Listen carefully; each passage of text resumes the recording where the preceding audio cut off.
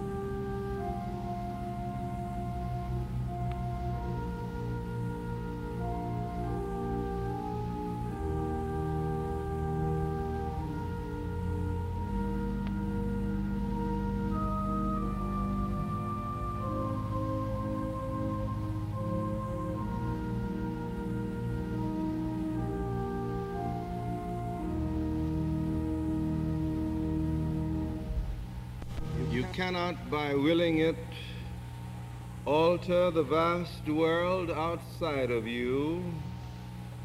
You cannot perhaps cut the lash from one whip. You cannot stop the march of even one armed man going out to kill.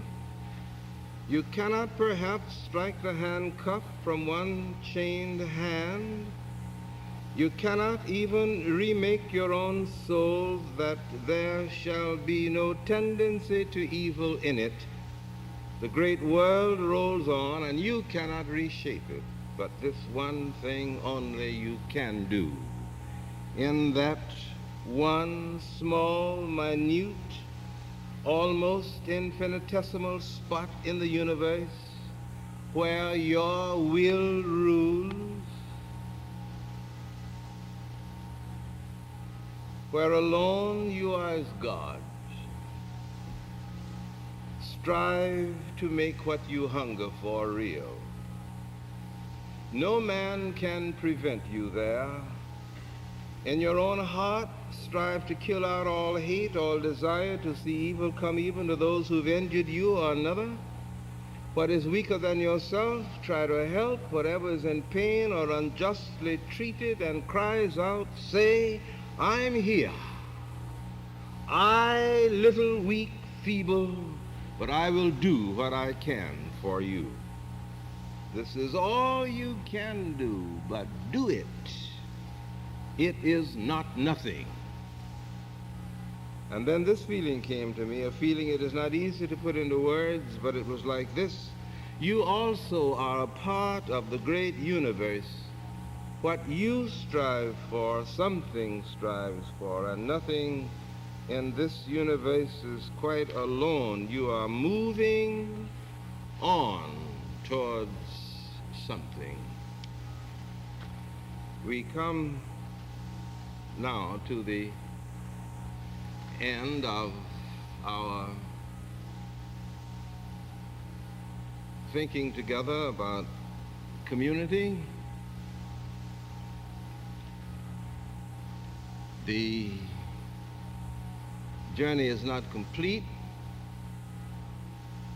of course, but the calendar is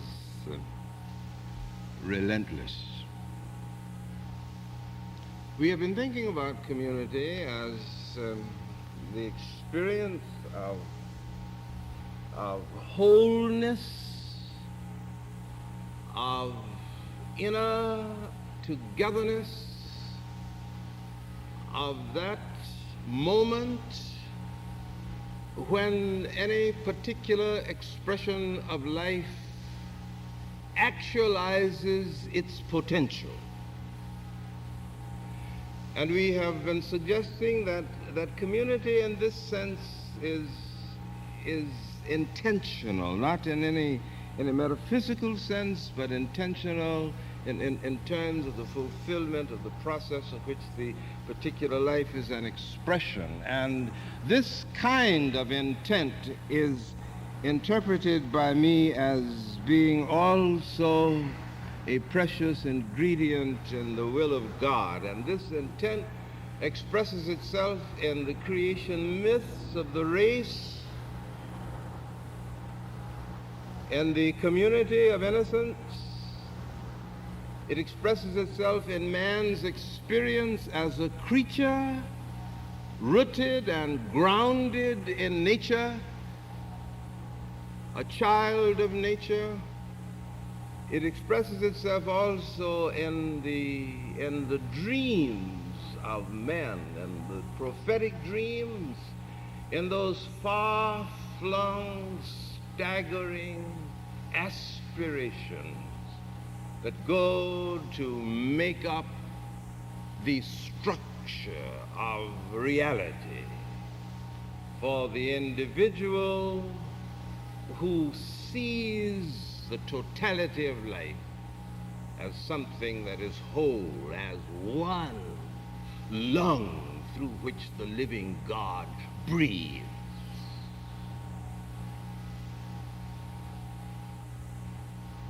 Now, the prophets dream with reference to this concept. We touched upon a little last Sunday, but I want to pursue it in the minutes that are left. Man is a dreamer because in addition to being a space binder, a binder of space, an occupier of space, man is also a time binder, a binder of time. There is a dimension of personality that seems always to be operating outside of the timetable or the time sequence in which, as a participant in the experiences of life, he is functioning. Man, the time binder, plays all events as the artist plays the instrument. Man, the time binder, emerges in the event at any particular moment, but always stands somewhat outside of the event. So man, the time binder, can go back through the years, forward, because he is operating in a sense outside of time. Since you've been sitting here this morning, sharing in the service, you have been into this afternoon, into last night, into next week. Some of you have been into the examinations that you are yet to take. And all the time you've been sitting right here, space binders. Now it is this dimension that the dreamer uses as he thinks of what are the authentic possibilities of the collective life. Now the dreamers who have left as their heritage to us various kinds of utopias are men who are trafficking in this kind of reality. But one of the things that we observe with reference to almost all of the utopias they are projected on the basis of some principle of discrimination. Everybody is not included.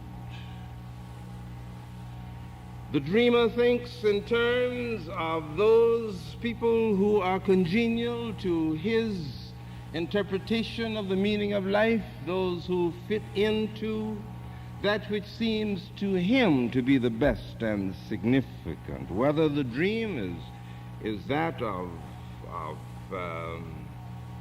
an economist or philosopher, whether it's the Republic or More's Utopia or certain elements of Marx's manifesto or Mein Kampf or what have you, always that is working a principle of discrimination which excludes some who, if they live for 1,000 years, do not ever stand in candidacy for communion. And those who stand outside are always the threat of community. Therefore, it seems to me that the dream of community has to extend to all living things. It was Olive Schreiner who suggested many years ago that one of the reasons why men cannot implement effectively any notion of respect for human personality is due to the fact that this excludes so much of life, and that men cannot have respect for human personality if they do not have a fundamental respect and reverence for all of life. And she goes on to say in this connection that if I can kill a rattlesnake with impunity because he is outside of the magnetic field of my commitment, then all I need to do if I want a man to be killed in the same way is to put him outside of the magnetic field of my sensitivity, and I can kill him with the same kind of ruthlessness because he is not counted in as one who places upon my life some primary moral or ethical obligation. And it is for this reason that in times of war, one of the first things that has to be done, the enemy of the country has to be redefined, so that by definition he is outside of the human race, and then it's open season, without any sense of moral impunity or responsibility. So the prophet sees this very clearly, and he insists then that what we dream of as being mandatory as far as the collective destiny of man is concerned in the world, as far as the way by which the reality becomes instant fact, the way by which this is done must be rooted, grounded in a view of life that is total. Therefore, he says that when the time comes that men will beat their swords into plowshares or their spears into pruning hooks, then when this time comes, something else will be operative throughout all of life. The lion, the lamb will lie down together, because the knowledge of God will cover the earth as the waters cover the sea. Do you remember one of the advertisements on television. If I won't name it because I'm not making any plug for anything, but you remember there's a little music in the background, and you see a community going on about its business. Cars are moving around, children are drinking pop, and it's a community life. And a lion just walks around. He walks in the street, he walks into a shop and looks around and goes out, and everybody goes on about his business. Nobody is bothered. Now, this is what the prophet says, that when the time comes that men relate to each other with the nerve center of their fears relaxed,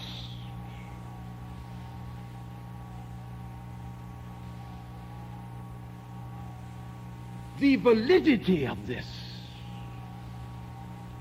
will be manifest throughout life. So there will be at no point any manifestation of life that threatens community.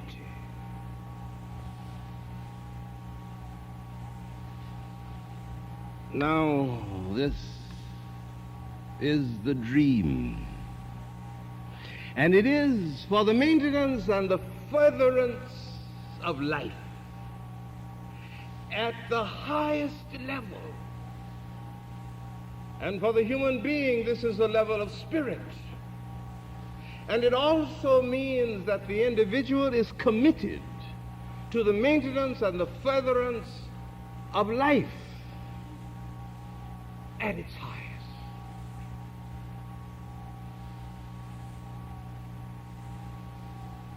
Now, if the dream is the reality, and if the reality has to become actualized as a part of the warp and woof of the texture of living experience, then it is necessary that ways and means and methods and techniques be worked upon all the time for the implementation of the dream. I have two suggestions to make in almost as many minutes. The first is that as a philosophy of a working technique, I would suggest that if I stated it categorically, it would be that meaningful experiences of unity between living things or living people are more compelling than the things that separate them and divide them. Meaningful experiences of unity are more compelling than the things that divide. And if you multiply over a time interval of sufficient endurance, yes, these meaningful experiences, then you can undermine any barrier that separates one man from another. And this, of course, is a part of the meaning of what is going on in Montgomery, Alabama this morning. For there is a clear insight at work that if there are no barriers between peoples, so that they may have experiences, meaningful experiences of unity over time intervals of sufficient duration, then there is no barrier that can stand up against the relentless ferment of that kind of creative dynamism. And men who see this know that their only security is to guarantee the wall, so that there will be no experience, meaningful experiences of unity that will always be exerting pressure and pressure and pressure against the wall. Now the second is that the use of love. Now I want to say something about this, and I just don't like this pressure of time, but I can't stop it. So I'll cooperate with it. Now, love.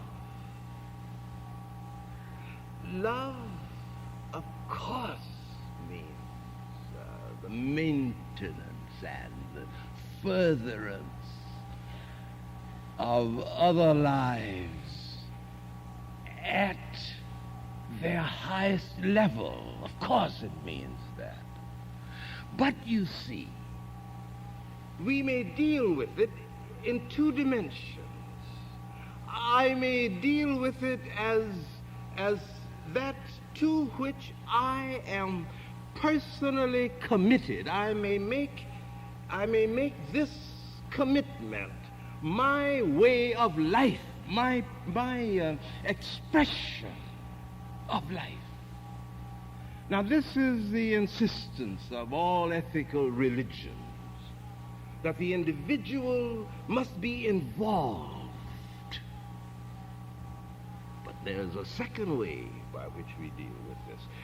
Love may be a technique. I want you to think about this after this morning. Don't argue with me now in your mind. Just open your mind. Love may be a technique, a methodology, a formula, a handle that I manipulate, while at the same time I will not be involved in it. I will use it as a kind of schema, working always on behalf of ideals to which I may be committed, but it is something with reference to which I as a person have detachment. But those who are being affected by it, those who are involved in the manipulation, may relate to the experience personally and in terms of personal commitment, and their lives be altered and social change may take place, while all the time I may be a professional lover, uninvolved, detached, working love. And those who are involved, who come into primary contact with the impact of this, may establish a sense of relatedness to it. It may sit in judgment upon their lives. It may give to them a sense of guilt with reference to which in community they may seek atonement. It may do all kinds of things. While in my heart I may have contempt for the whole process.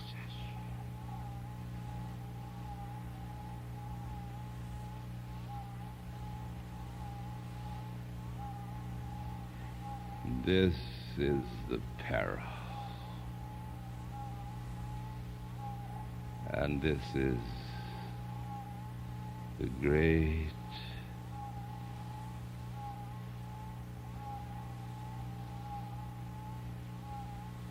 temptation.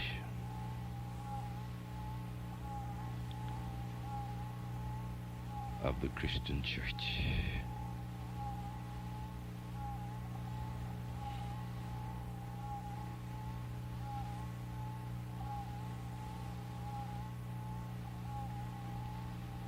To manipulate love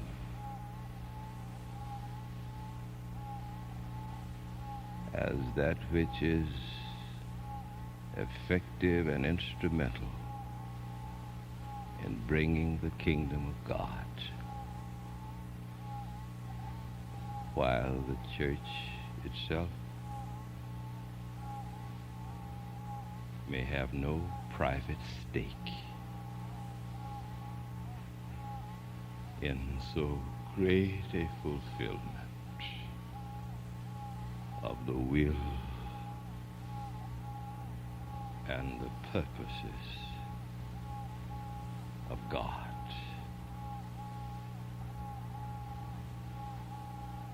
There shall come a time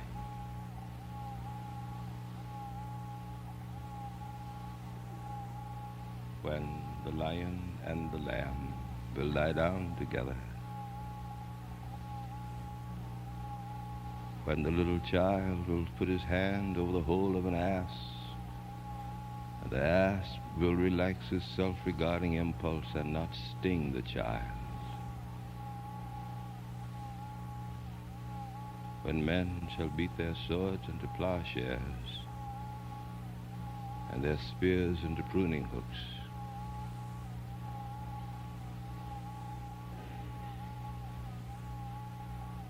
when will that be? When the knowledge of God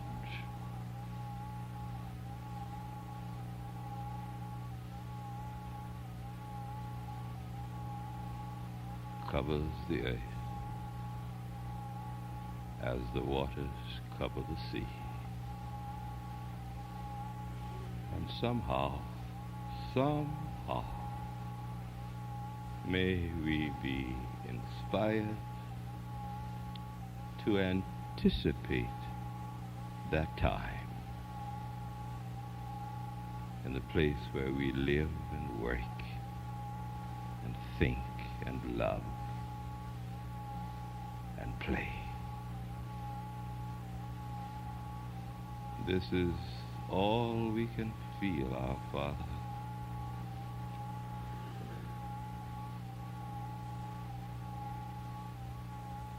And it is the root of all we can think.